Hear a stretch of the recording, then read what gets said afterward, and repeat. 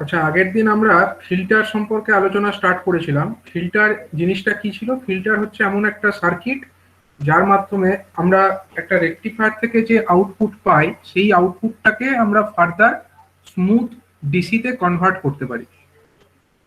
কারণ রেকটিফায়ার থেকে যে আউটপুট আমরা পাই তাতে অনেক পালসেটিং কম্পোনেন্ট থাকে বা পালসেশন থাকে। সেই পালসেশন গুলোকে আমরা রিমুভ করতে পারি কিসের মাধ্যমে? আমরা রিমুভ করতে পারি যখন আমরা সেখানে ফিল্টার সার্কিট ব্যবহার করি।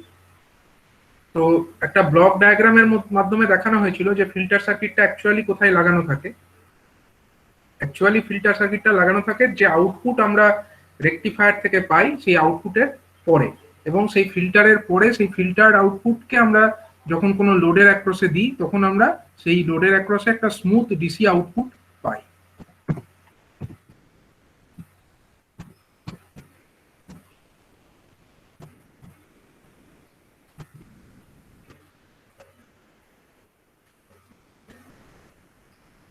তো এর আগে আমরা দেখেছি যে কি কি ধরনের ফিল্টার সার্কিট ইউজ করা হয়। তো তার মধ্যে ছিল series inductor filter, shunt capacitor filter, LC filter, আর হচ্ছে pi filter or capacitor input filter.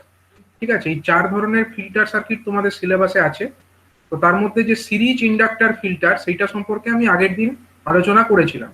আমি আরেকবার বলে দিই, এইটা হচ্ছে একটা রেকটিফায়ারের আউটপুট থেকে প্রাপ্ত সেই যে ডিসি ভোল্টেজ, সেইটাকে আমরা অ্যাপ্লাই করছি কোথায় না একটা সিরিজ ইন্ডাক্টর ফিল্টারের মধ্যে। এই যে ইন্ডাক্টর দেখতে পাচ্ছ এল, এটা হচ্ছে একটা ইন্ডাক্টর।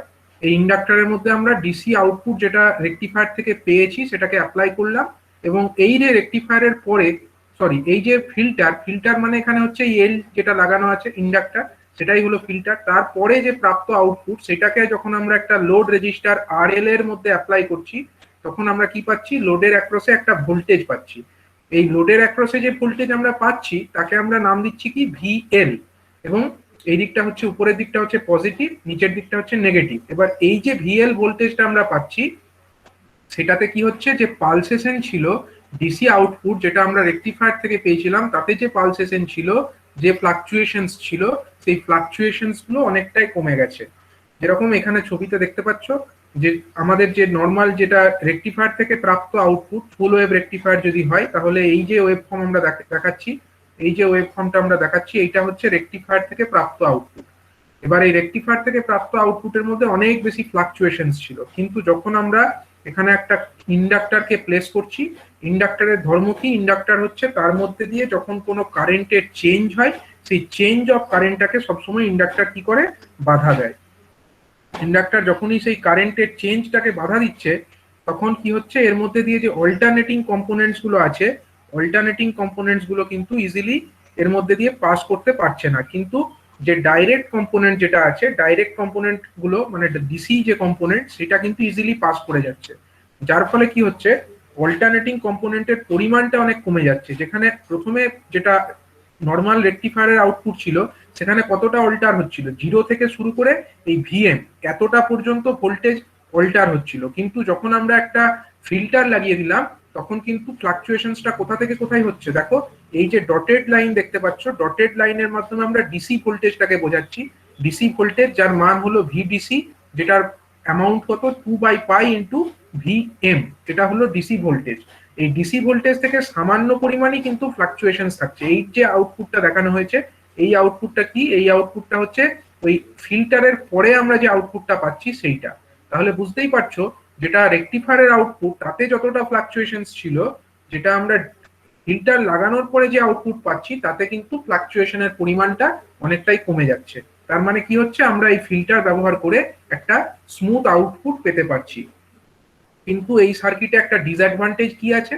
ডিসঅ্যাডভান্টেজ হলো এই যে ইন্ডাক্টর, এটা একটা বাল্কি কম্পোনেন্ট, মানে হচ্ছে এর সাইজ অনেক বড় হয়। এছাড়াও আর একটা ডিসঅ্যাডভান্টেজ আছে, যদি আমার এই লোড রেজিস্ট্যান্স, এই লোড রেজিস্ট্যান্সের মান যদি বেশি হয় তাহলে কি হবে? এখানে যে কারেন্ট আসবে সেই কারেন্টের মানটা কমে যাবে, কারণ রেজিস্ট্যান্স কি করে? সবসময় কারেন্টকে বাধা দেয়। তাহলে রেজিস্ট্যান্সের মান যদি বেশি হয় তাহলে এই কারেন্টের মানটা কমে যাবে। এবার যদি কারেন্টের মানটা অলরেডি কম থাকে এবং সেখানে যদি আমরা আবার একটা ইন্ডাক্টর লাগাই তাহলে কি হতে পারে? যে আউটপুট আমরা পাবো সেই আউটপুটের পরিমাণটা আরো কমে যেতে পারে। তো যে কারণে যেখানে আমার এই ইন্ডাক্টর ফিল্টার আমরা ব্যবহার করব দেখতে হবে যেন লোড রেজিস্ট্যান্স যেটা আছে এটা যেন স্মল হয়। লোড রেজিস্ট্যান্স যদি স্মল হয় তাহলে এই লোড কারেন্টের মানটা বেশি হবে, এবং বেশি কারেন্ট থাকলে তখন আমরা এই একটা সিরিজ ইন্ডাক্টর ফিল্টার ব্যবহার করলে বিশেষ অসুবিধা হবে না। যে কারণে যেখানে আমার কম রেজিস্ট্যান্স আছে সেখানেই একমাত্র এই সিরিজ ইন্ডাক্টর ফিল্টার ইউজ করা হয়।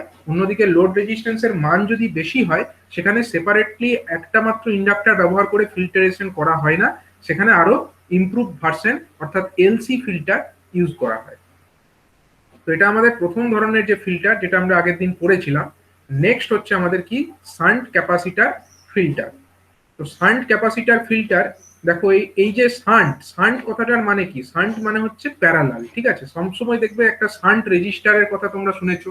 শান্ট রেজিস্টার কি থাকে? যখন আমরা কোনো মিটারের অ্যাক্রসে শান্ট রেজিস্টারের কথা বলি, তার মানে কি, একটা মিটারের অ্যাক্রসে আমরা প্যারালালে একটা রেজিস্টারকে কানেক্ট করি। ঠিক সেরকমই এখানে যে শান্ট ক্যাপাসিটার ফিল্টার বলেছে, ক্যাপাসিটার এখানে একটা ব্যবহার করা হবে এবং সেটাকে কিভাবে কানেক্ট করা হবে? প্যারালালি কানেক্ট করা হবে।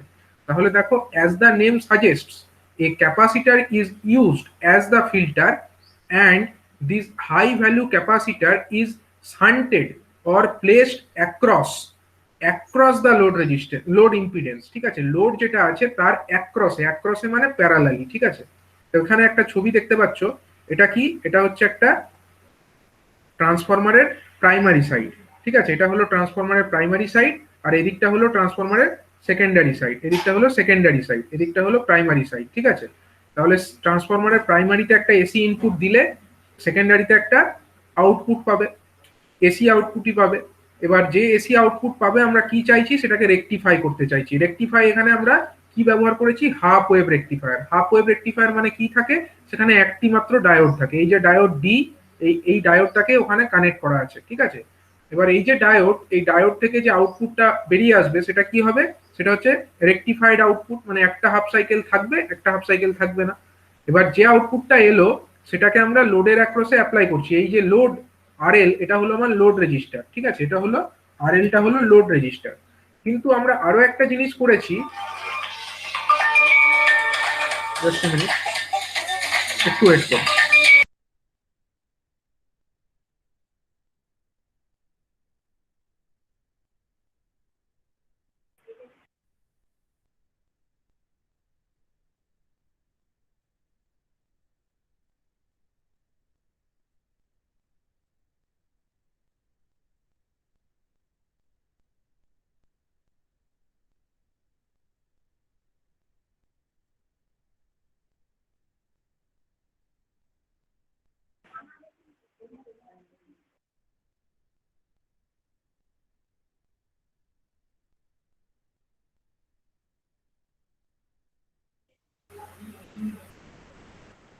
হ্যালো, শোনা যাচ্ছে আমার কথা?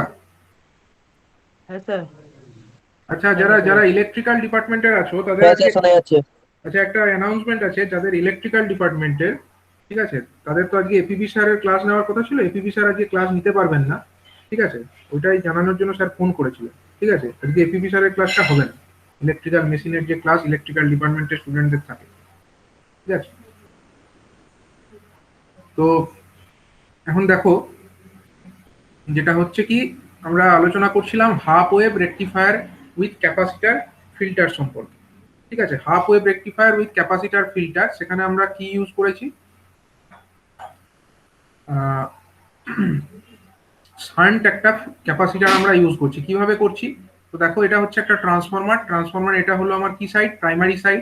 এটা হলো ট্রান্সফরমারের সেকেন্ডারি সাইড, ঠিক আছে। ট্রান্সফরমারের যে সেকেন্ডারি সাইড, সেখানে আমরা একটা ডায়োড কানেক্ট করেছি, ডায়োড ডি, ঠিক আছে। সেই যে ডায়োড, সেই ডায়োড থেকে যে প্রাপ্ত আউটপুট সেটাকে আমরা কোথায় কানেক্ট করেছি? একটা লোড রেজিস্টার আরএল এর অ্যাক্রসে কানেক্ট করেছি, বা আরএল কে একটা আমরা ওই সাপ্লাইটা প্রোভাইড করছি। এখানে আমরা এই আরএল এর অ্যাক্রসে কি ভোল্টেজ পাবো?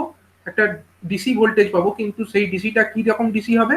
এইরকম একটা, আমরা যদি এখানে শো করি, আমরা সেখানে যে আউটপুটটা পাবো সেটা হচ্ছে এইরকম, একটা হাফ সাইকেল থাকবে, আবার একটা হাফ সাইকেল থাকবে না, আবার একটা হাফ সাইকেল থাকবে। এইরকম একটা আউটপুট আমরা কোথায় পাবো? এই লোড যে রেজিস্টার আরএল লাগানো আছে, সেই লোড রেজিস্টার আরএল এর অ্যাক্রসে আমরা এইরকমই একখানা আউটপুট পাবো, ঠিক আছে। এবার হচ্ছে কি, আমরা চাইছি যে এই যে ফ্লাকচুয়েশনসটা আছে, এতটা ভোল্টেজ ফ্লাকচুয়েট করছে, 0 থেকে শুরু করে ভিএম, এই ভোল্টেজটা কত? এটা হচ্ছে ভিএম, ম্যাক্সিমাম ভোল্টেজ। এটা হলো ভিএম, আর এটা তো বুঝতেই পারছো এটা হচ্ছে 0 থেকে শুরু করে ভিএম, এতটা ফ্লাকচুয়েশন হচ্ছে তখন, যখন আমরা কোনো রকম ফিল্টার ব্যবহার করছি না। কিন্তু আমরা এখানে কি করেছি না, এই লোড রেজিস্টার যেটা আরএল আছে তার প্যারালালে একটা ক্যাপাসিটারকে লাগিয়ে দিয়েছি। এই যে ক্যাপাসিটার, এটাকে বলা হয় শান্ট ক্যাপাসিটার। ঠিক আছে, এটাকে বলা হয় শান্ট ক্যাপাসিটার। তো এবার লক্ষ্য করো কি বলা হচ্ছে, this capacitor when placed across the rectifier gets charged and stores the charged energy during the conduction period। মানে কি হচ্ছে, যখন এই ক্যাপাসিটারটা আছে, ক্যাপাসিটারটা তো চার্জ হবে যখন পজিটিভ হাফ সাইকেলে কি হচ্ছে, এইখান দিকটা, এই দিকটা হচ্ছে পজিটিভ আর এই দিকটা নেগেটিভ। যখন এর মধ্যে দিয়ে কন্ডাকশনটা হচ্ছে, ডায়োড যখন কন্ডাক্ট করছে, তখন কি হচ্ছে, কারেন্ট এদিক দিয়ে এসে এই ক্যাপাসিটারে, সরি, এই লোড রেজিস্টার আরএল এর মধ্যে দিয়ে ফ্লো করে আবার এখানে ব্যাক করে যাচ্ছে। কিন্তু সেই সঙ্গে এই যে ভোল্টেজটা, এই ভোল্টেজটা তো ক্যাপাসিটারের অ্যাক্রসেও পড়ছে, সেম ভোল্টেজই পড়ছে। এবং ক্যাপাসিটারের অ্যাক্রসে যখন ভোল্টেজ পড়ে, ক্যাপাসিটার কি হয়, ক্যাপাসিটার চার্জ হয়ে যায়। ক্যাপাসিটার চার্জ হলে কি হয়, ক্যাপাসিটার তার মধ্যে এনার্জিকে স্টোর করে রাখে, তার মধ্যে একটা এনার্জি স্টোর অবস্থায় থেকে যায়। ঠিক আছে, একটা যদি ক্যাপাসিটারের ক্যাপাসিটেন্স সি হয় এবং তার অ্যাক্রসে ভোল্টেজ যদি ভি হয়, তাহলে ক্যাপাসিটারের মধ্যে স্টোর এনার্জির পরিমাণ কত হয়? ক্যাপাসিটারের মধ্যে স্টোর এনার্জি, তার formula E is equal to হয় half into C into V square, half CV square. ঠিক আছে, এটা হচ্ছে ক্যাপাসিটারের মধ্যে এনার্জি স্টোর এনার্জির ফর্মুলা। অর্থাৎ যখন ক্যাপাসিটারের অ্যাক্রসে একটা ভোল্টেজ আসে, ক্যাপাসিটারটা চার্জ হয় এবং এর মধ্যে এনার্জি স্টোর হয়ে থাকে। কখন হলো ঘটনাটা? পজিটিভ হাফ সাইকেলে, যখন ডায়োডটা কন্ডাকশন করেছে, ডায়োড কন্ডাক্ট করেছে এবং এই রেজিস্টারের মধ্যে দিয়ে কারেন্ট ফ্লো হয়েছে তখন। ঠিক আছে, এটা এখানে বলা হলো।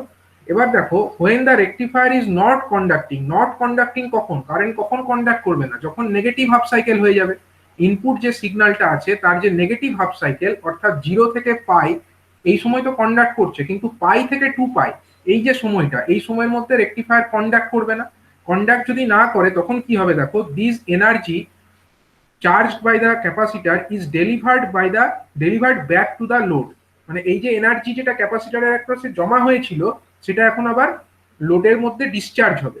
ঠিক আছে, and through this energy storage and delivery process, the time duration during which the current flows through the load register gets increased and ripples are decreased by a great extent। ঠিক আছে, এর মানে কি দেখো, যখন একটা ক্যাপাসিটার আছে, capacitor, আমার নর্মাল সার্কিটটা এরকম আছে, আমি সেকেন্ডারিটাই শো করছি, ট্রান্সফরমারের এই সেকেন্ডারি, এটা হচ্ছে কি ট্রান্সফরমারের সেকেন্ডারি, আর এদিকে কি ছিল, ট্রান্সফরমারের প্রাইমারি।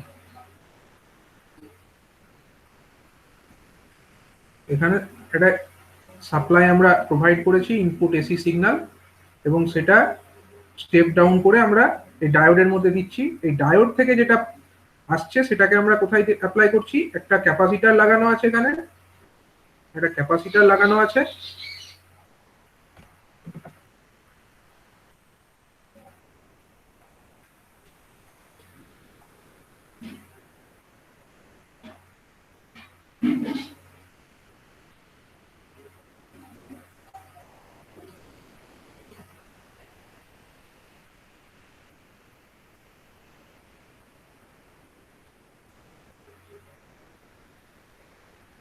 দেখো এখানে হচ্ছে এই ক্যাপাসিটার সি আছে, আর এটা হলো একটা ডায়োড ডি আছে।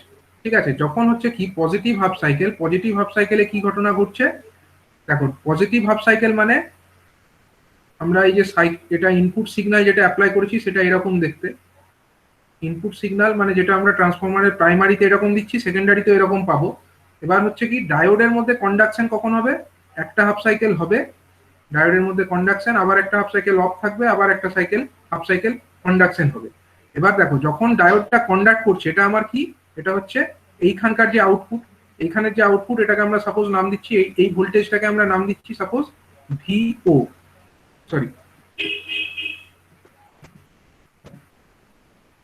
অন্য কালারে দেখায়।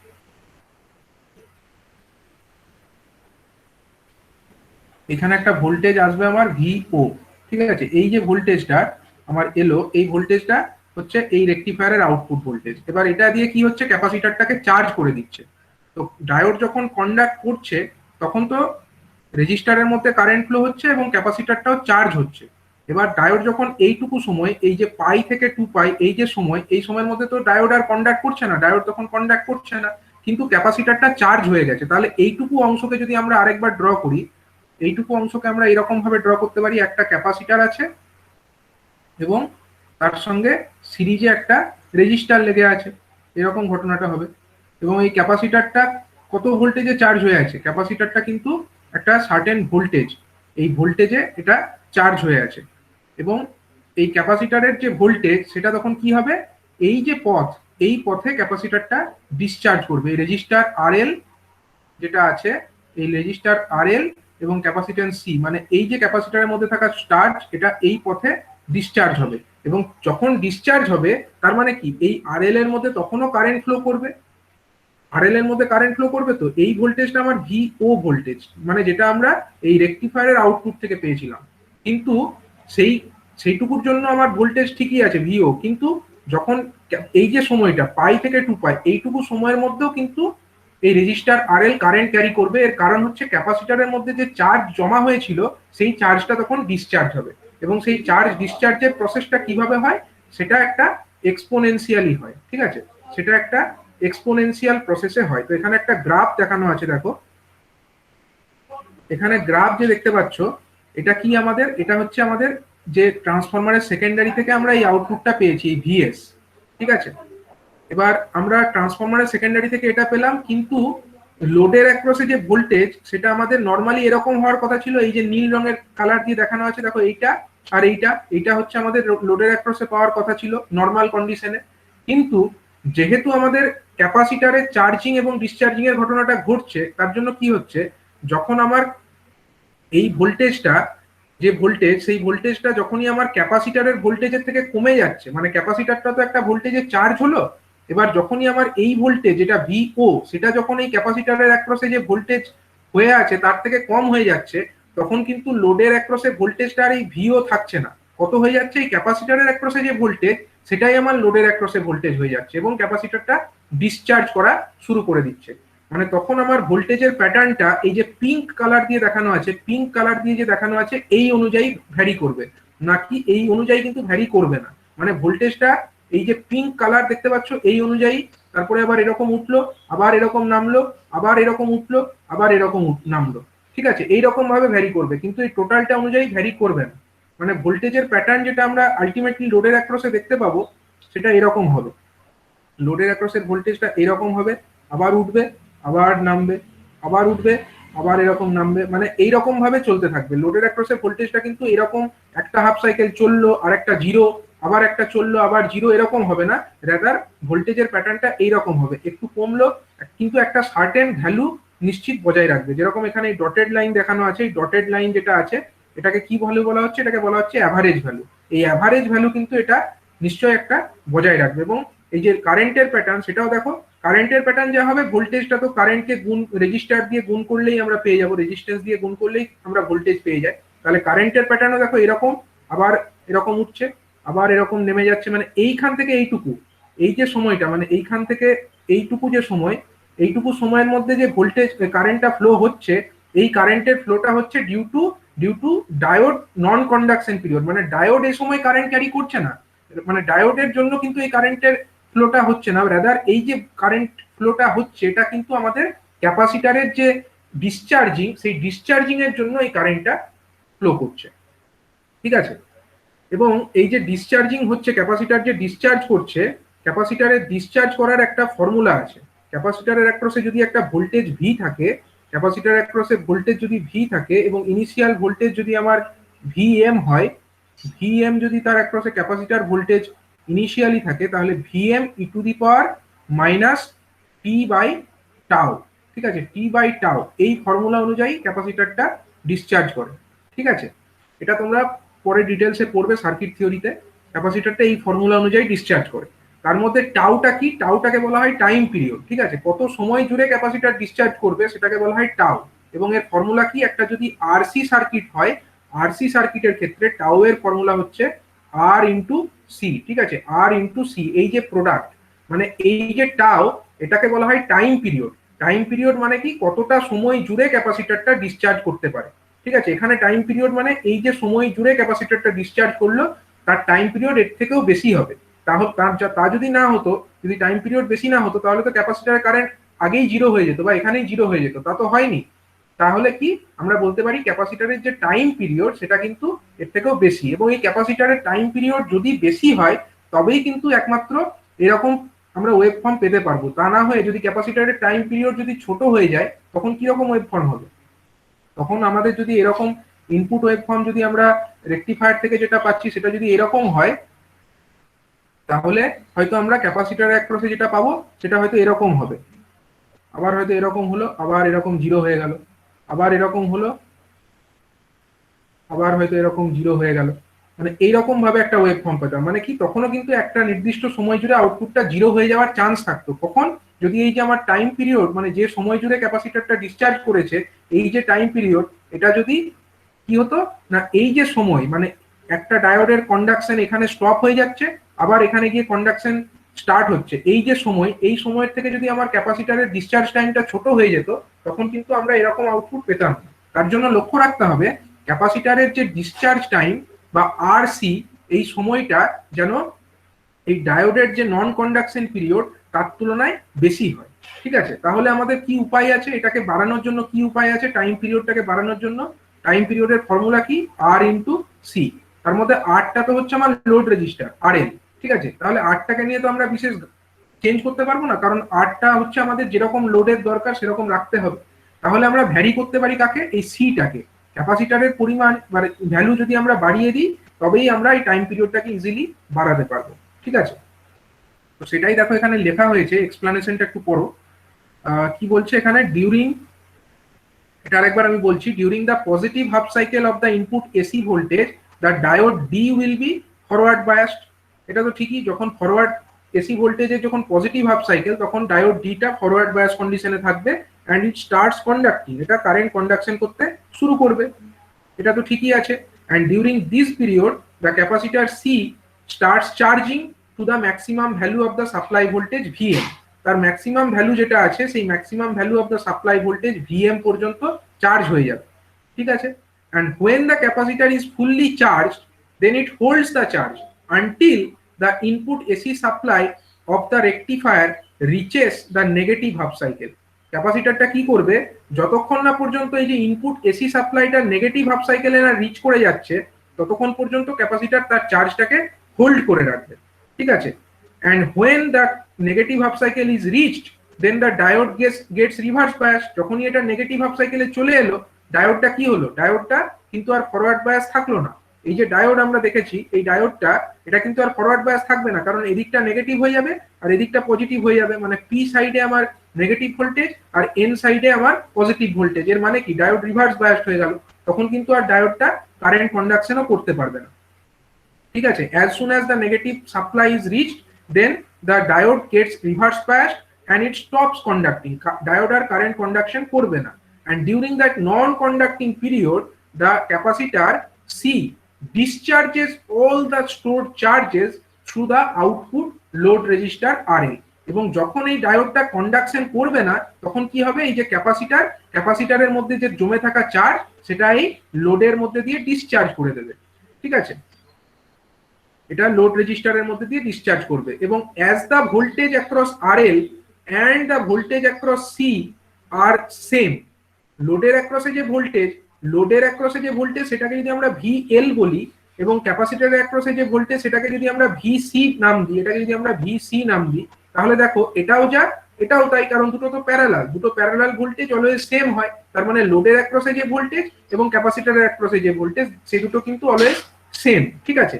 মানে as the voltage across RL and the voltage across the capacitor C are same, that means VL is equal to VC, they decrease exponentially with a time constant C into RL। মানে তারা উভয়ই কমতে থাকবে এবং কমাটা কি অনুযায়ী হবে, এই যে কমছে ভোল্টেজটা যে কমছে, এখানে দেখো এখানে ভোল্টেজটা আমার যে কমছে দেখানো হয়েছে, এই ভোল্টেজ কমাটা কি অনুযায়ী হচ্ছে, এই যে কমছে এই কমাটা কিন্তু এক্সপোনেনশিয়ালি কমা, ঠিক আছে। এবং এই কমার যে হার সেটা সেটা কত সময় ধরে কমবে সেটাকে বলা হয় টাইম কনস্ট্যান্ট, ঠিক আছে। টাইম কনস্ট্যান্টের ফর্মুলা কি? সি ইন্টু আর এল, ঠিক আছে। সি ইন্টু আর এল হলো এই টাইম কনস্ট্যান্ট বা টাইম পিরিয়ড, ঠিক আছে। and along the curve of the non conducting period, এই যে নন কন্ডাক্টিং পিরিয়ডের যে কার্ভ, এই অনুযায়ী ভোল্টেজটা কমবে। and this is shown in the graph below, এই গ্রাফের মধ্যে এই ব্যাপারগুলোকে দেখানো হয়েছে। এবং এই যে ছবি আমরা আলোচনা করলাম এটা কার জন্য না, এটা হচ্ছে half wave rectifier with capacitor filter তার ওয়েভ ফর্ম, ঠিক আছে।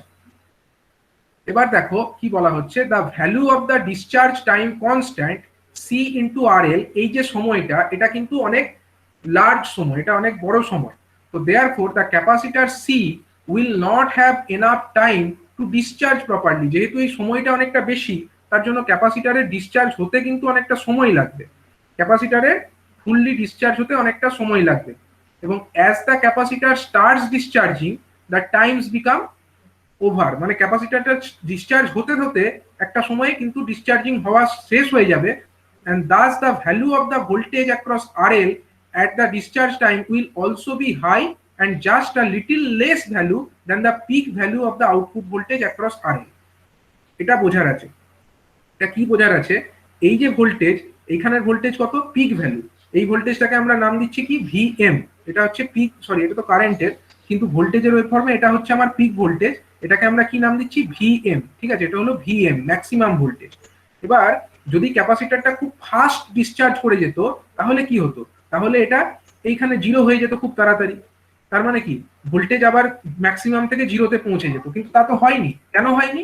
কারণ হচ্ছে এই যে ক্যাপাসিটরের যে ডিসচার্জ হওয়ার যে সময়, এই সময়টা যথেষ্ট বড়, এবং যতক্ষণে ক্যাপাসিটরটা ফুললি ডিসচার্জ হতো সেই সময়ের মধ্যে আবার একটা ডায়োডের সাইকেল শুরু হয়ে যাচ্ছে, মানে ডায়োডের আরেকটা কন্ডাকশন পিরিয়ড স্টার্ট হয়ে যাচ্ছে। তার জন্য কি হচ্ছে, ক্যাপাসিটরের অ্যাক্রসে যে ভোল্টেজ সেটা কিন্তু পুরোপুরি ভাবে খুব একটা কমতে পারছে না। কতটা কমছে না, তার পিক ভ্যালু যেটা আছে সেখান থেকে এই সামান্য পরিমাণই সেটা কমছে। এই যে আমি দেখাচ্ছি এই যে অংশটুকু, এই এতটুকুই কিন্তু কমতে পারছে, পুরোপুরি কমতে পারছে না। পুরোপুরি কমলে অসুবিধা ছিল, তাহলে আমাদের আউটপুট প্যাটার্নটা আমরা ঠিক মতো পেতাম না, ঠিক আছে। তো এটাই বলা হয়েছে, Das the voltage across RL at the discharge time will also be high and it will have just a very little less value than the peak value of the output voltage across RL. Peak value যেটা হতে পারতো তার থেকে সামান্যই কম হবে। and this is when the positive half cycle repeats again, আবার positive half cycle repeat হয়ে যাবে, and the diode starts conducting, diode আবার কন্ডাকশন করতে শুরু করবে, and the conduction is to be considered as the stage in that the rectified voltage takes value more than the capacitor voltage, মানে diode যখন conduction করছে তখন কি হচ্ছে দেখো, তখন আমার এই যে রেকটিফায়ারের অ্যাক্রসে যে ভোল্টেজ, এইখানে যে ভোল্টেজটা আমরা পাচ্ছি রেকটিফায়ারের অ্যাক্রসে, এইখানে যে আমরা ভোল্টেজটা পাচ্ছি এই ভোল্টেজটা কিন্তু ক্যাপাসিটরের ভোল্টেজের থেকে বেশি হচ্ছে। যখন আমরা ডায়োড কন্ডাকশন হতে দেখছি তখন কিন্তু এই যে অংশটুকু, এই অংশটুকু মানে ডায়োড কন্ডাকশনের অংশে কিন্তু আমার রেকটিফায়ার যে ভোল্টেজ সেটা কিন্তু কার থেকে বেশি হচ্ছে, ক্যাপাসিটরের অ্যাক্রসে ভোল্টেজের থেকে বেশি থাকছে, ঠিক আছে। এবং ক্যাপাসিটর অ্যাক্রসে ভোল্টেজের থেকে বেশি হলে আবার সেটা ক্যাপাসিটরকে পুনরায় এই ভোল্টেজে চার্জ করে দেবে, তার যে ভোল্টেজ সেই ভোল্টেজে আবার ক্যাপাসিটরটাকে সে চার্জ করতে থাকবে, ঠিক আছে। and when the conduction occurs the capacitor starts charging to a value of Vm, it starts charging the capacitor to a voltage Vm, আবার ক্যাপাসিটরটাকে Vm ভোল্টেজেও চার্জ করে দেবে। and these condition repeats, মানে these condition again changes when the negative half cycle comes into place, আবার negative half সাইকেলে ব্যাপারটা পাল্টে যাবে, and then the whole cycle again repeated to form the output voltage waveform as শোন above, মানে এই ছবিতে যেরকম দেখানো হয়েছে সেরকম চলতে থাকবে। মানে এটা একটা সাইকেল হলো, আবার একটা সাইকেল হবে, মানে এইরকম সাইকেলের পর সাইকেল ঘটনাটা চলতেই থাকবে, এবং এইরকম ভাবে আমরা যে আউটপুটটা পাচ্ছি এরকম একটা আউটপুট আমরা লোডের অ্যাক্রসে পেতে থাকবো, ঠিক আছে। তাহলে এবার দেখো এই হাফ ওয়েভ রেকটিফায়ারে আমরা এতক্ষণ যে আলোচনা করলাম সেটাকে সংক্ষেপে যদি আমরা বলি তাহলে এরকম বলা যায়, if the value of the load resistance is large, যদি লোড রেজিস্ট্যান্সের ভ্যালু খুব বেশি হয় তাহলে কি হবে, তাহলে discharge time constant will also have a large value. Discharge time কনস্ট্যান্টের ভ্যালু কত? C into R L. এবার আর এল যদি নিজেই বড় হয় তাহলে সি ইন্টু আর এলও বড় হবে, and thus the capacitors time to discharge will get over soon. ঠিক আছে, ক্যাপাসিটর টাইম টু ডিসচার্জ এটা কিন্তু কি হবে, এটা তাড়াতাড়ি শেষ হবে। And then lowers the amount of the ripple in the output, মানে এতে কি হবে, আউটপুটে যে রিপিল যেটা হতো সেটা আরো কমে যাবে এবং at increase the output voltage, যত রিপিল কমবে output value of output voltage যেটা সেটাও আমার বাড়বে। If the load resistance is small then the discharge time constant will be less, and যদি ডিসচার্জ টাইম কনস্ট্যান্টটা লেস হয় তখন কি হবে, তখন কিন্তু রিপিল আরো বেশি হবে। মানে যদি ডিসচার্জ টাইম কনস্ট্যান্ট যত বেশি হবে তত কি, তত এটা আরো হালকা হালকা করে নামবে। যত ডিসচার্জ টাইম কনস্ট্যান্ট বেশি হবে তত এটা হালকা রেটে নামবে, আর যত বেশি হবে তত ফাস্ট নামবে। এবং যত ফাস্ট নামবে বুঝতে পারছো কি হবে, রিপিলটা আরো বেশি হয়ে যাবে। আমি যদি এখানে শো করি একটা ওয়েভ ফর্ম তাহলে বুঝতে পারবে। যদি আমি দুটো কন্ডিশন দেখি, একটা কন্ডিশনে আমার টাইম কনস্ট্যান্টের ভ্যালু বেশি, টাইম কনস্ট্যান্টের একটা ভ্যালু হচ্ছে সাপোজ বেশি, তখন আমার ভোল্টেজটা এইরকম নামছে, সাপোজ এরকম ভাবে নামছে, আবার এরকম নামছে। ঠিক আছে, আর যদি আমার টাইম কনস্ট্যান্টের ভ্যালু যদি আমার কি হয়, কম হয়, তখন কি হবে, তখন এটা ফাস্ট নামবে, এরকম নামবে, আবার এরকম, এরকম নেমে গেল, আবার এরকম, আবার এতটা নামলো। মানে কি হবে, মানে অনেক বেশি পরিমাণে নামবে, এবং যত বেশি নামবে তত বেশি কি হবে, তত বেশি রিপিল থাকবে, এবং রিপিল যত বেশি থাকবে আউটপুটের ভ্যালু তত আমার কমে যাবে। ঠিক আছে, তো এইটা একটা ফ্যাক্টর, যদি আমার লোড রেজিস্ট্যান্স যত বেশি হবে তত কিন্তু আমার রিপিলের পরিমাণটা তত কমবে। আরেকটা জিনিস ইম্পর্টেন্ট এখানে, the value of the capacitor used places an important role in determining the output ripples and the average DC level. মানে ডিসি ভোল্টেজ আউটপুটে কত আমরা পাবো সেটা অনেকাংশে কিসের উপরে নির্ভর করে, এটা ক্যাপাসিটারের যে ক্যাপাসিটেন্স তার উপরেও কিন্তু এটা নির্ভরশীল। ক্যাপাসিটারের যে যে ক্যাপাসিটেন্স তার উপরেও এটা নির্ভরশীল। If the capacitor value is high, ক্যাপাসিটারের ভ্যালু যদি হাই হয় তাহলে কি হবে, the amount of charge that it can store it will also be high and the amount of discharge will be less. ক্যাপাসিটারের ভ্যালু যত বেশি হবে তত সে ভালো চার্জ হবে এবং ডিসচার্জ হতে অনেক সময় লাগাবে। এবং the ripple will be less, যত ডিসচার্জ হতে বেশি সময় লাগাবে তত রিপিলটার পরিমাণ কমে যাবে, and average DC voltage will be high, average DC যেটা আমরা পাবো সেটার পরিমাণ বেশি হবে। কিন্তু আমরা কি চাইলেই ক্যাপাসিটারকে ইচ্ছা মতো বেশি করতে পারি, তা কিন্তু পারি না, সেটা এখানে লেখা হয়েছে। But there is a limit to how much capacitance can be increase, মানে এই ক্যাপাসিটেন্সটাকে আমরা কতটা বাড়াতে পারবো তার একটা লিমিটেশনস আছে। ঠিক আছে, if the capacitor value is increased to a very large value বা খুব বেশি ভ্যালুকে করা হয়, then the amount of current required to charge the capacitor to a given voltage will be high। যদি আমরা খুব বেশি পরিমাণে রেখে দিই ক্যাপাসিটেন্সের ভ্যালু, তখন কি হবে, ক্যাপাসিটরটাকে চার্জ করতে আমাদের অনেক বেশি কারেন্ট লাগবে। ঠিক আছে, and the value of the current depends on the manufacturer of the diode and it will be surely limited by the certain value। ক্যাপাসিটরটা যে চার্জ হচ্ছে কোন মাধ্যমে, ক্যাপাসিটরটা চার্জ হচ্ছে ডায়োডের মধ্যে দিয়ে, কারণ কারেন্ট যেটা আসছে সেটা দিয়েই তো ক্যাপাসিটর চার্জ হচ্ছে। এবার আমরা ক্যাপাসিটরটার ভ্যালু যদি খুব বাড়িয়ে দিই, এটা চার্জ হতে অনেক বেশি পরিমাণ কারেন্ট লাগবে, এবং সেই কারেন্টটা আসবে কোথা দিয়ে, ডায়োডের মধ্যে দিয়ে আসবে। এবার ডায়োডের তো একটা কারেন্ট লিমিটিং ক্যাপাসিটি আছে, এমন তো নয় যে আমরা ডায়োডের মধ্যে ইচ্ছা মতো প্রচুর পরিমাণে কারেন্ট পাঠাতে পারি, ডায়োডের একটা কারেন্ট লিমিটেশন আছে। তাহলে সেই লিমিটেশন অনুযায়ী আমাদেরকে দেখতে হবে ডায়োডের কারেন্ট লিমিটিং ক্যাপাসিটি যেটা আছে সেটাকে যেন অতিক্রম না করে, এবং সেই অনুযায়ী আমাদেরকে কিন্তু এই ক্যাপাসিটরের ভ্যালুটাকে চুজ করতে হবে, তবেই আমরা এরকম ফিল্টার ইউজ করতে পারবো। তো এটা আমরা এতক্ষণ যেটা ডিসকাস করলাম সেটা হচ্ছে half wave rectifier with capacitive filter wave form. ঠিক আছে, একটা ক্যাপাসিটার ফিল্টার দিয়ে আমাদের হাফ ওয়েভ ফর্ম যেটা হাফ ওয়েভ রেকটিফায়ার সেটা কিভাবে কাজ করে।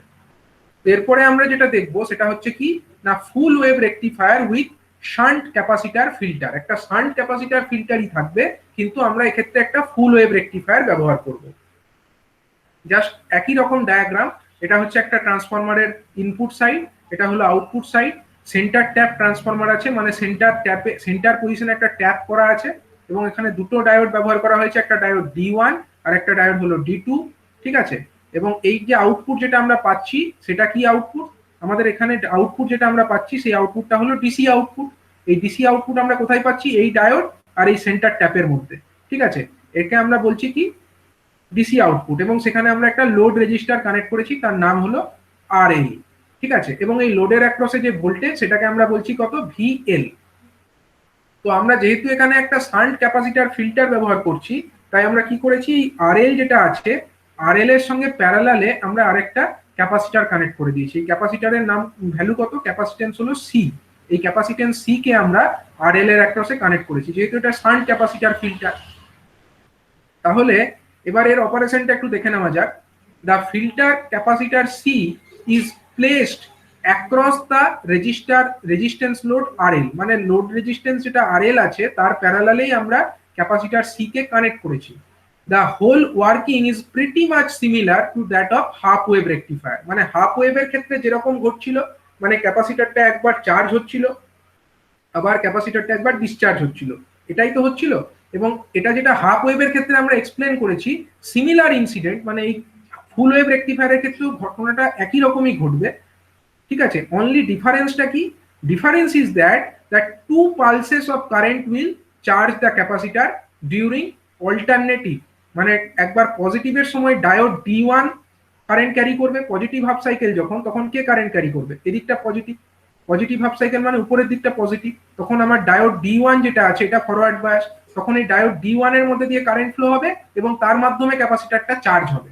আর যখন আমার নেগেটিভ হাফ সাইকেল হবে তখন কি হবে, তখন আমার এই ডায়োড D1টা হচ্ছে এদিকটা নেগেটিভ আর ডায়োড D2 এর এদিকটা হচ্ছে পজিটিভ হয়ে যাবে। মানে ডায়োড D2 তখন ফরওয়ার্ড বায়াস হবে এবং কারেন্ট যেটা হবে সেটা ডায়োড D2 এর মাধ্যমে ফ্লো করবে এবং সেই D2 এর মাধ্যমে কারেন্ট ফ্লো হয়ে তখন ক্যাপাসিটরটা চার্জ হবে।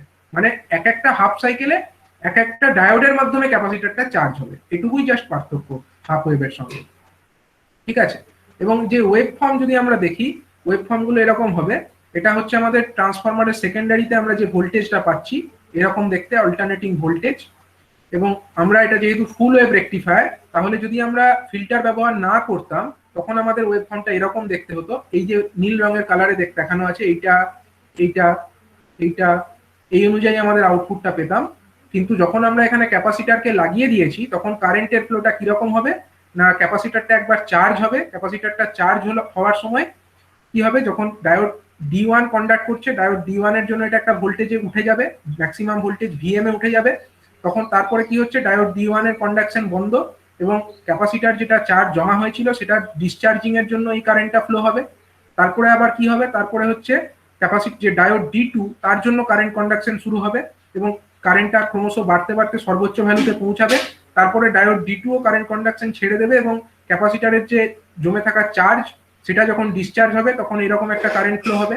তারপরে আবার ডায়োড D1 এর জন্য এই কারেন্টটা ফ্লো হবে, আবার ক্যাপাসিটর ডিসচার্জিং এর জন্য এই কারেন্ট ফ্লো, আবার আবার হচ্ছে ডায়োড D2 যখন কারেন্ট ক্যারি করবে তখন এইরকম ভাবে কারেন্ট ক্যারি করবে এবং তারপরে আবার ডিসচার্জ যখন হবে ক্যাপাসিটরটা, চার্জ যখন ডিসচার্জ করবে তখন এই কারেন্ট ফ্লো হবে। মানে এখানেও আমরা এরকম একটা কারেন্টের ফ্লো দেখতে পারবো।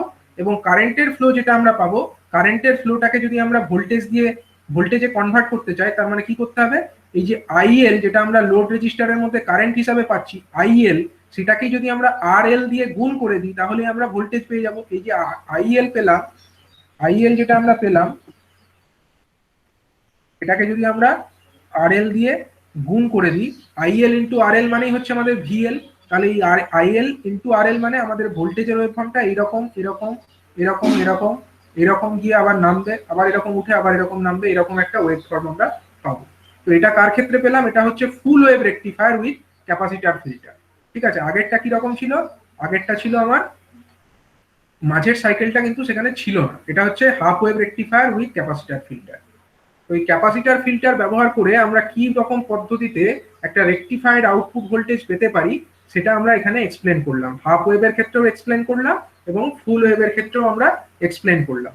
ঠিক আছে স্যার, হ্যাঁ স্যার হ্যাঁ বলছি স্যার, ওই ডায়োডটা সর্বোচ্চতে যাওয়ার পর তারপর কেন বন্ধ করে দেবে কারেন্ট? তখন তো কারেন্ট ফ্লো হবে না কেন? হ্যাঁ, ডায়োডের মধ্যে কারেন্ট ফ্লো হবে, কিন্তু দেখো ডায়োডটার মধ্যে কি হচ্ছে, ডায়োডের আমি হাফ ওয়েভটা যদি দেখি সর্বোচ্চতে যাচ্ছে, তো তারপরেও কিন্তু ডায়োড কন্ডাক্ট করছে তো, ডায়োড কন্ডাক্টও করছে, এখান থেকে এতটাও তো ডায়োড কন্ডাক্ট করছে না, করছে। কিন্তু কি হচ্ছে দেখো, যখন আমার কি হচ্ছে, ক্যাপাসিটরের অ্যাক্রসে যে ভোল্টেজ যেটা আছে সেটা কি হচ্ছে, ডায়োডের অ্যাক্রসে যে ভোল্টেজ, মানে ডায়োডের জন্য যে ভোল্টেজটা আসছে সেটা আমার এইটা, কিন্তু ক্যাপাসিটরের জন্য যে ভোল্টেজটা আছে সেটা বেশি আছে। তাহলে যদি একটা কম ভোল্টেজ আর একটা বেশি ভোল্টেজ থাকে, নিশ্চয়ই আমার যে বেশি ভোল্টেজ আছে সেটাকেই আমাকে কনসিডার করতে হবে। বোঝা গেল? মানে যখন আমার ডায়োডটা কন্ডাক্ট করছে না, মানে ডায়োডটা যখন নেগেটিভ হাফ সাইকেলের দিকে এখনো যায়নি, নেগেটিভের দিকে এখনো যায়নি, আমি সাপোজ এখানে একটা ডায়াগ্রামই আঁকি।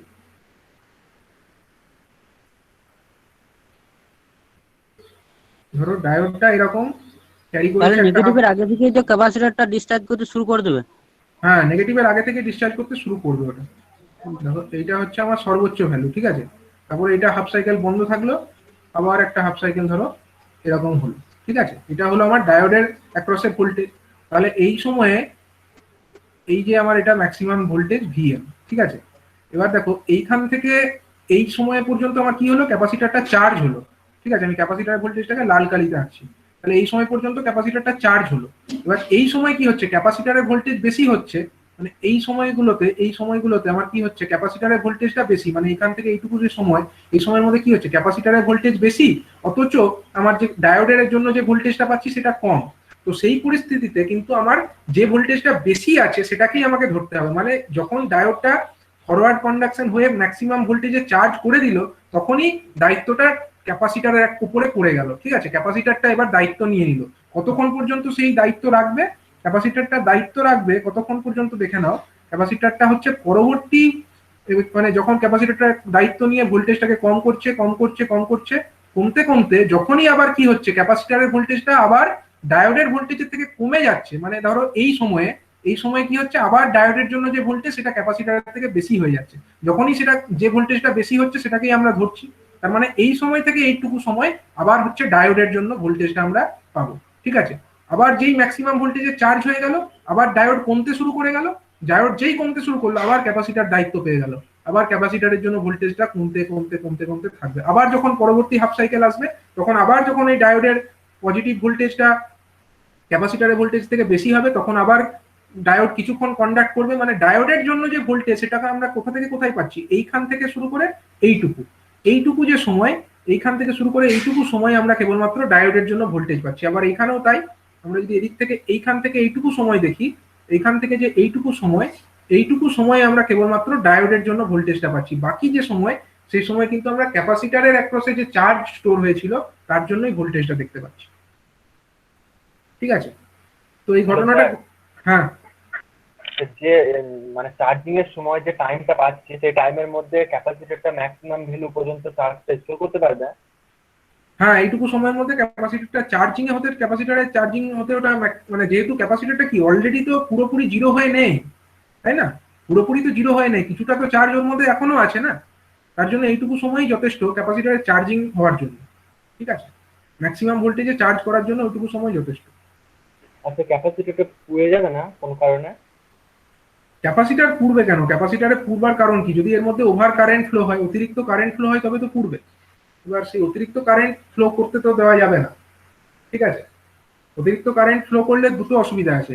কি, একদিকে যেরকম ক্যাপাসিটারটা সেরকম সাইজেরই সিলেকশন করতে হবে, মানে এই সিলেকশনটা ভাইটাল। মানে আমরা যদি ক্যাপাসিটার খুব বড় চুজ করে নিই, তাহলে কি আছে, সেটাকে চার্জ করতে গেলে অনেক বেশি কারেন্ট লাগবে।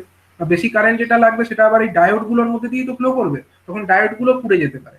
তার জন্য দেখতে হবে, মানে একটা চয়েস আছে, মানে সেটা ফিল্টার ডিজাইন যারা করবে তারা সিলেকশন করবে, অতটা ডিটেলস তোমাদের নেই, ঠিক আছে? তো সেই ক্যাপাসিটার কতটা মানে ম্যাক্সিমাম ভ্যালু পর্যন্ত নেওয়া যাবে সেই সিলেকশনের ব্যাপার থাকে, ঠিক আছে?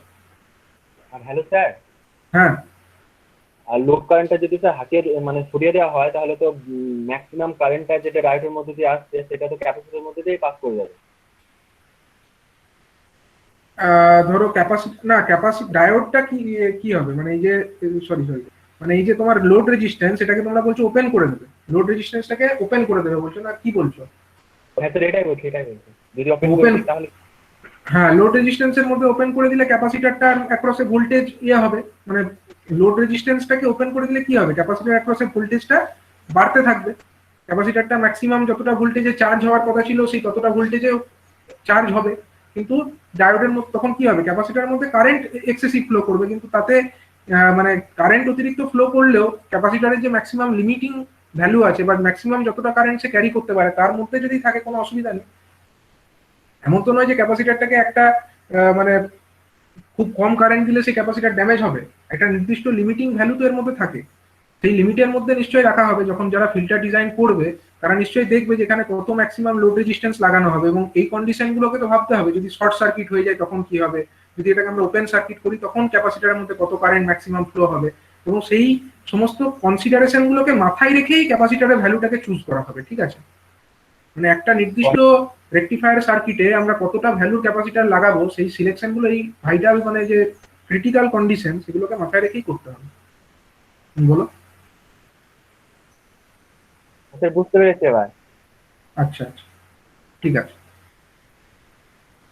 ঠিক আছে। এরপরে নেক্সট যে টাইপ অফ ফিল্টার, সেটার নাম হচ্ছে এলসি ফিল্টার। ঠিক আছে, নাম শুনেই বুঝতে পারছো এখানে কি আছে, ইন্ডাক্টরও আছে এবং ক্যাপাসিটারও আছে। ঠিক আছে, তো it is a simple shunt filter, shunt capacitor filter circuit explained above. মানে আগে আমরা যে এক্সপ্লেনেশনটা দিলাম শান্ট ক্যাপাসিটার ফিল্টারের, তার মতোই we have concluded that capacitor will reduce the repeal volt. আচ্ছা, আমরা এটা বলছি যে শান্ট ক্যাপাসিটার যে ফিল্টার আমরা আগে এক্সপ্লেন করেছি, সেখানে কি হয়েছে না, capacitor will reduce the ripple voltage, capacitor ব্যবহার করলে রিপিল ভোল্টেজটার পরিমাণ কমে যাচ্ছে, but causes the diode current to increase, ডায়োডের কারেন্টটা বেড়ে যাচ্ছে। তো কারণ কি, কারণ হচ্ছে ডায়োডটাকে ক্যাপাসিটারকে চার্জ করার জন্য একটা কারেন্ট ফ্লো করতে হচ্ছে, তো ডায়োড কারেন্টটা তো স্বাভাবিকভাবেই বাড়ছে।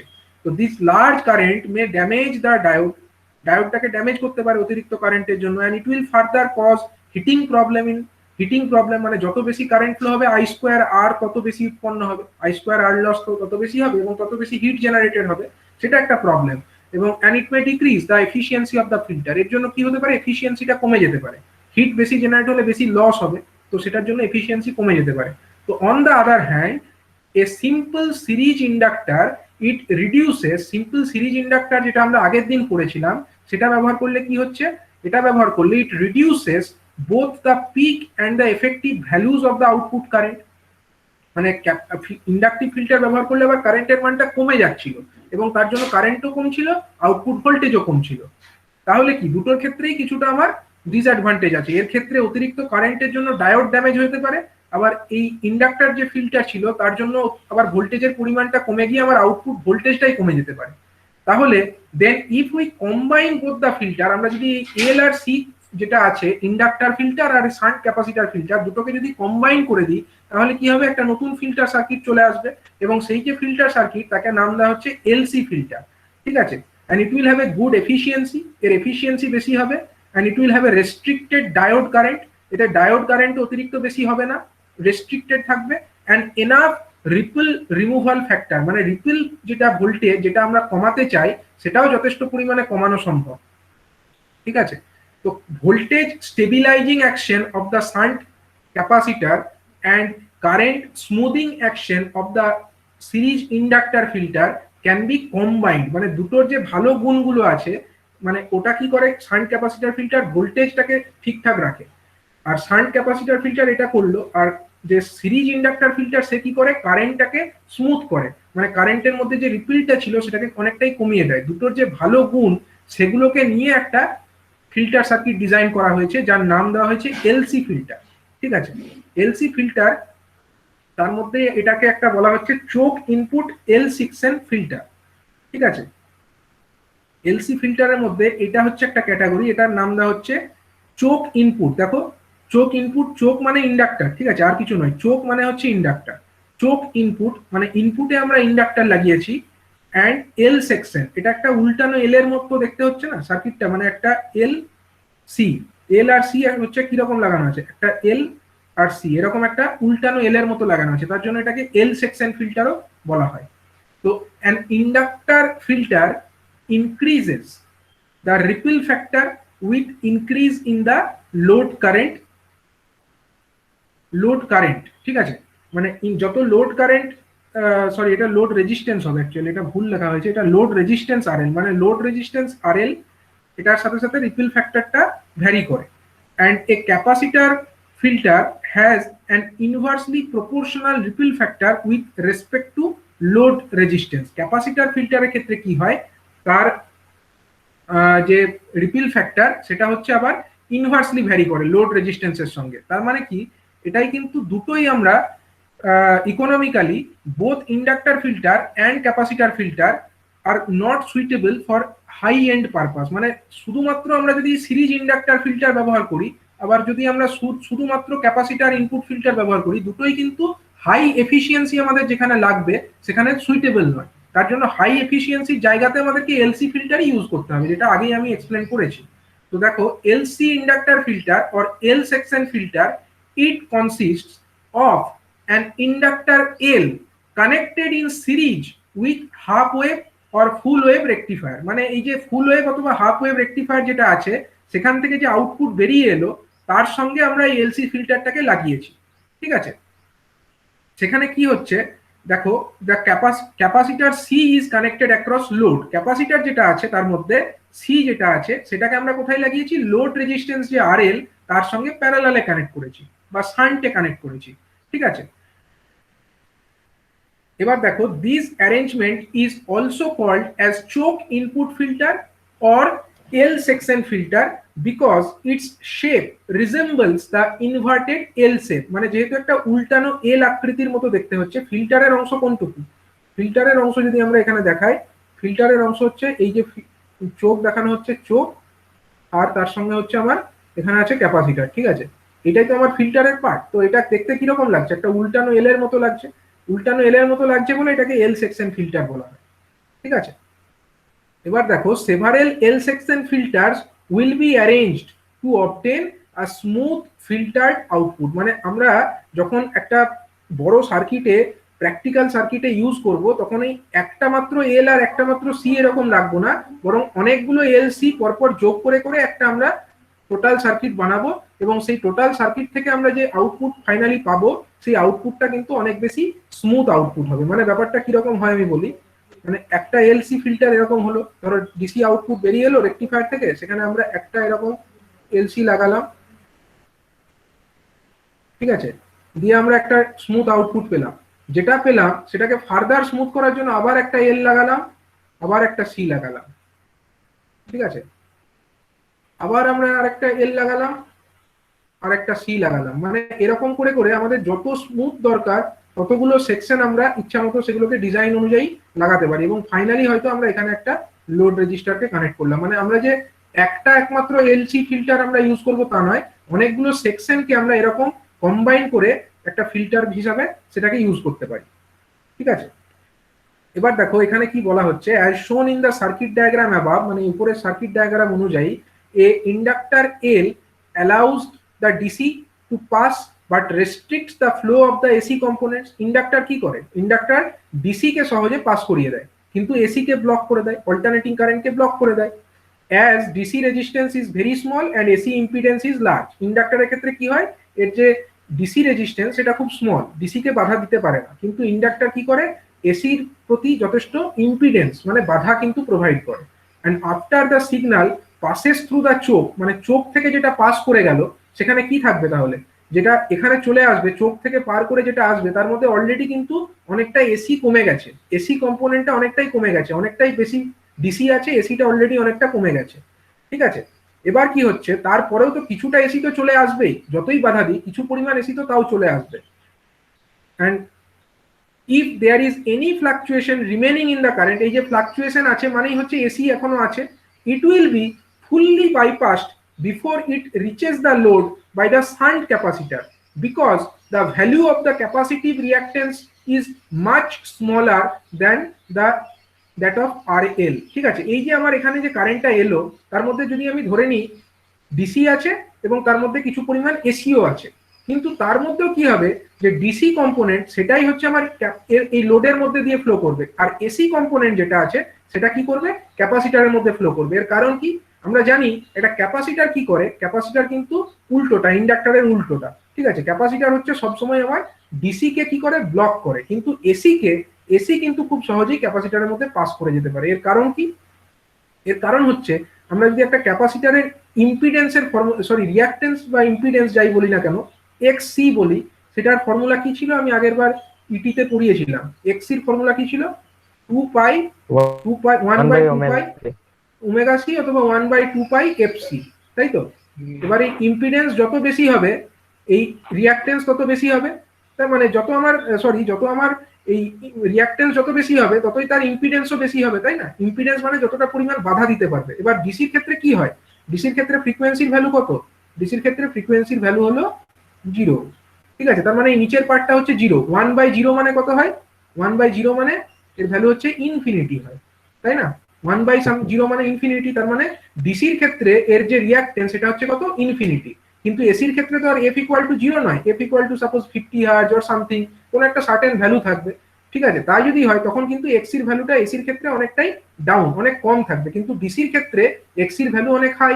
এক্সির ভ্যালু বেশি মানে কি, ডিসি কে পাস হতে দেবে না ক্যাপাসিটর নিজের মধ্যে দিয়ে, কিন্তু এসি কে খুব সহজেই পাস করিয়ে দেবে। তাহলে তোমরা বুঝতে পারছো, যখন এখানে এই যে কম্পোনেন্ট যেটা আসবে তার মধ্যে যদি এসি এবং ডিসি দুটো কম্পোনেন্টই থাকে, তার মধ্যে যে এসি কম্পোনেন্ট সেটাকে ক্যাপাসিটর নিজের মধ্যে টেনে নেবে, আর যে ডিসি কম্পোনেন্ট যেটা আছে কারেন্টের সেটাকে কোথা দিয়ে পাঠাবে? লোডের মধ্যে দিয়ে পাঠাবে। আর আমরা সেটাই চাইছিলাম, আমরা চাইছিলাম যে লোড রেজিস্ট্যান্স যেটা আছে তার মধ্যে কেবলমাত্র ডিসি কম্পোনেন্টই থাকুক, এসিটা যাতে কম করে থাকে। এবং সেই উদ্দেশ্যটা আমরা এই এলসি ফিল্টার ব্যবহার করে একদম সফল হয়ে গেলাম, যে আমরা ডিসি কম্পোনেন্ট যেটা আছে সেটাকেই আমরা লোডের মধ্যে পাঠালাম। এবং যদি আমরা একটা সেকশনের মধ্যে এই কাজটা না করতে পারি, আমরা আরো ফার্দার ইমপ্রুভ ভার্সন চাই, তাহলে আমরা আরো সিরিজ এরকম এলসি ফিল্টার আরো পরপর অ্যাড করে করে ফাইনালি এখানে যে আমরা আউটপুটটা পাবো সেটা একদম স্মুথ আউটপুট হবে এবং তাতে ফ্লাকচুয়েশনের পরিমাণটা খুবই নেগলিজেবল হবে। ঠিক আছে, এইরকম একটা আউটপুট পাবো যেটাকে আমরা অলমোস্ট একটা কনস্ট্যান্ট ডিসির মতো ধরে নিতে পারি। এবং এখানে আমরা ওয়েভ ফর্মটাও দেখতে পাচ্ছি। তো দেখো, এটা হচ্ছে কি ডটেড লাইন, যেটা সেটা হচ্ছে ফুল ওয়েভ থেকে ফুল ওয়েভ রেকটিফায়ার থেকে আমরা যে নর্মাল আউটপুট পেতে পারতাম, কিন্তু ফিল্টার করে যে আমরা আউটপুটটা পাচ্ছি সেটাতে কি হচ্ছে, ফ্লাকচুয়েশনসটা অনেকটাই কমে যাচ্ছে। এই ফ্লাকচুয়েশনস কিন্তু অনেকটাই কমে যাচ্ছে। আর এক ধরনের ফিল্টার হয় যেটা হচ্ছে নাম্বার 4, তার নাম হচ্ছে pi filter or capacitor input filter. ঠিক আছে, পাই ফিল্টার, একে পাই কেন বলা হচ্ছে দেখো, এখানে in this type of filter which is very commonly used, এবং এটা খুব কমনলি ইউজ করা হয়। তো এতে কি হয় দেখো, এ capacitor at its input and therefore it is also called capacitor input filter, যেহেতু এখানে একটা ক্যাপাসিটার ইনপুটে লাগানো আছে। ঠিক আছে, এটাকে পাই ফিল্টারও বলা হয় অথবা ক্যাপাসিটার ইনপুট ফিল্টারও বলা হয়। তো এখানে কি আছে, একটা ক্যাপাসিটার C1 আছে, একটা ইন্ডাক্টর আছে L, আর একটা আছে আমার ক্যাপাসিটার C2। এটা আমার আউটপুটের দিকে লাগানো আছে, মানে ইনপুটের দিকে একটা ক্যাপাসিটার, আউটপুটের দিকে আর একটা ক্যাপাসিটার। এই ক্যাপাসিটার যেটা সেটা লোডের অ্যাক্রসে লাগানো আছে। ঠিক আছে, এবার এখানে বুঝতেই পারছো এই যে এল আর সি এগুলো মিলেমিশে একটা কিসের মতো আকার সৃষ্টি করেছে। এখানে একটা সি আছে, এই একটা সি, আর এখানে আমার একটা ক্যাপাসিটার আছে, সরি এখানে আমার একটা ইন্ডাক্টর আছে, আর এখানে আরেকটা ক্যাপাসিটার আছে আমার C2। এটা সাপোজ C1 আর এটা হলো সাপোজ C2। তাহলে এই যে জিনিসটা, এটা দেখতে অনেকটা কিসের মতো দেখতে লাগছে, এটা একটা পাই, পাই যে আমরা ড্র করি বা লিখি সিম্বলটা, তার মতো দেখতে লাগছে। তার জন্য এটাকে পাই ফিল্টারও বলা হয়, যেহেতু এটা অনেকটা পাই এর মতো দেখতে হয়, পাই শেপ। ঠিক আছে, এবং এটা কিভাবে ওয়ার্কিং করে, in this circuit we have capacitor in parallel, then an inductor in series and followed by capacitor in parallel. মানে একটা ক্যাপাসিটার প্যারালালে, তারপরে একটা ইন্ডাক্টর সিরিজে, আবার একটা ক্যাপাসিটার প্যারালালে। ঠিক আছে, এখানে কি কি কাজ হচ্ছে দেখো, ক্যাপাসিটার C1 এর কাজ কি, the filter capacitor offers high reactance to DC. Capacitor কি করে, ডিসি কে তো হাই রিঅ্যাকটেন্স প্রোভাইড করে, ডিসি কে তো এর মধ্যে দিয়ে পাস হতে দেয় না, and low reactance to AC signal. And after grounding the AC components present in the signal passes through the inductor for further filtration. মানে এখান দিয়ে যে সিগন্যাল যেটা আমরা রেকটিফায়ার থেকে যেটা আউটপুটটা এখানে পেলাম, সেইটাকে কি করবে, তার মধ্যে যে এসি কম্পোনেন্ট সেটাকে ক্যাপাসিটার এর মধ্যে দিয়ে অনেকটা বাইপাস করে দেবে।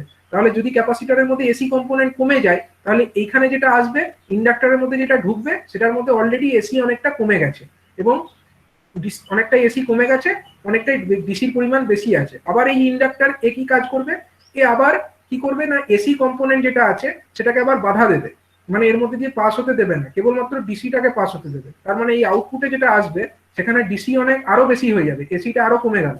তারপরেও যদি কিছু এসি থাকে, সেটাকে কি করবে, এই ক্যাপাসিটার এ আবার ডিসিটাকে হাই রিঅ্যাকটেন্স প্রোভাইড করবে, মানে ডিসি কে পাস হতে দেবে না, কিন্তু আবার এর মধ্যে যদি কিছু এসি কম্পোনেন্ট থাকে সেটাকে পাস করিয়ে দেবে। এবং ফাইনালি আমরা এই লোডের অ্যাক্রসে যে ফিল্টার আউটপুটটা পাবো সেটাতে কিন্তু আমাদের ডিসি কম্পোনেন্ট অলমোস্ট থাকবে, কিন্তু এসি কম্পোনেন্ট প্রায় নেগলেক্টেড হয়ে যাবে, মানে এসি কম্পোনেন্ট প্রায় থাকবে না বললেই চলে। ঠিক আছে, এবং আমরা এই যে রেকটিফাইড আউটপুট যেটা আছে, এটা হচ্ছে আমরা যদি ফিল্টার্ড আউটপুট যেটা আছে সেটাকে দেখিয়েছি ফার্ম লাইন দিয়ে, আর এই যে ডটেড লাইন এটা হচ্ছে আমার নর্মাল রেকটিফায়ার থেকে যে আউটপুট আমরা পেতাম সেটাকেই ডটেড লাইন দিয়ে দেখানো হয়েছে। আর এই যে আমার ফার্ম লাইন যেটা আছে, ফার্ম লাইন দিয়ে আমরা দেখাচ্ছি কি ফিল্টার্ড আউটপুট। ঠিক আছে, তো তো অ্যাডভান্টেজ এবং ডিসঅ্যাডভান্টেজ সবকিছুরই থাকে। তো পাই ফিল্টারের ক্ষেত্রে অ্যাডভান্টেজ কি, ইট provides almost ripple free output. এতে আমরা যে আউটপুটটা পাবো সেটা অলমোস্ট রিপল থাকে না বললেই চলে। The output voltage is more, এতে আউটপুট ভোল্টেজ অনেক বেশি থাকে, output voltage is more. And disadvantage কি, it is of large size and it becomes heavy due to the presence of inductor. যেহেতু এখানে ইন্ডাক্টর আছে তার জন্য সাইজ অনেক বড় হয় এবং এটা ওজন বেশি হয়, এবং its cost is more. Cost more কারণ কি, এখানে অনেক বেশি কম্পোনেন্টস আছে, তো তার জন্য এটা বলা হচ্ছে যে এটা কস্ট হচ্ছে অনেক বেশি। ঠিক আছে, তো এই হচ্ছে ফ্যাক্টর। এগুলো হচ্ছে আমরা ডিসকাস করলাম এতক্ষণ পর্যন্ত যে ফিল্টার সার্কিটের মধ্যে কি কি কম্পোনেন্টস থাকে। তো হাসিরুল শেখ আউট হয়ে গেছিল।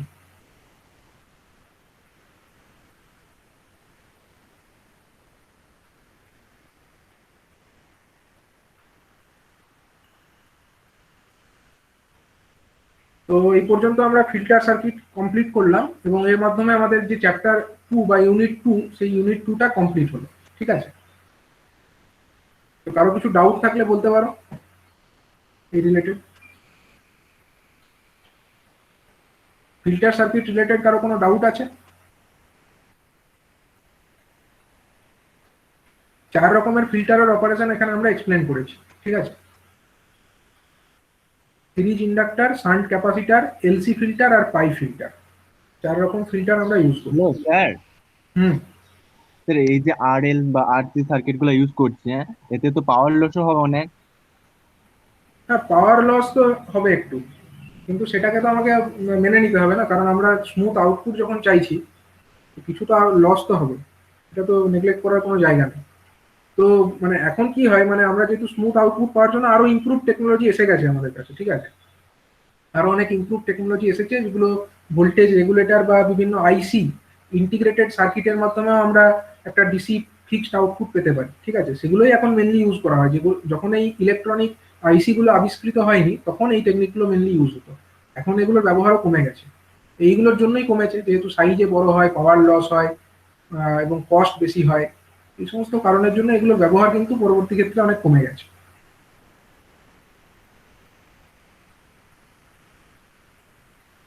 ঠিক আছে, যদি কারোর কোনো ডাউট না থাকে আমি তাহলে